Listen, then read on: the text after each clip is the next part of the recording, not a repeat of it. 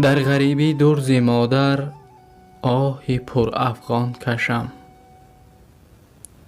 در دلم داغ جدایی درد بی‌درمان کشم. لحظه شیرین عمرم در غریبی ها گذشت.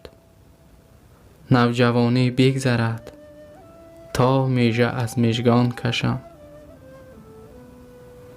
درز خویش و اقرب و یار و برادرهای خود بار وزنین غریبی تا به کی چندان کشم.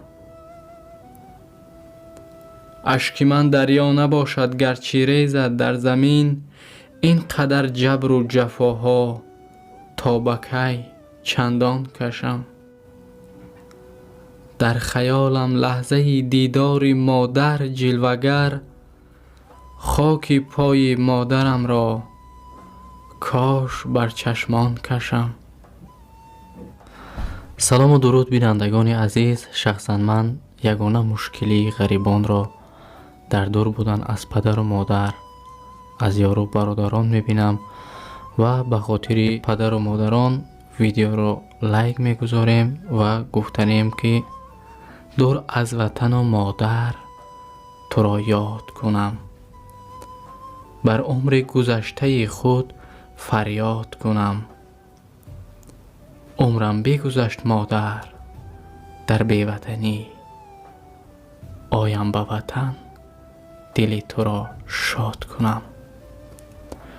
دعا میکنیم که بینندگان عزیز همه ما برگردیم به پیش پدر و مادر خود و دل آنها را شاد بگردانیم.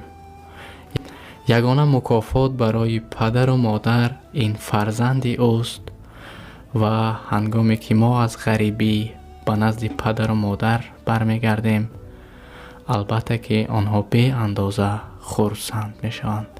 خب بینندگان عزیز، تمنا داریم که همه شما به نزد پدر و مادر خود برگردید و دل پدر و مادر خود را خرسند بگردانید.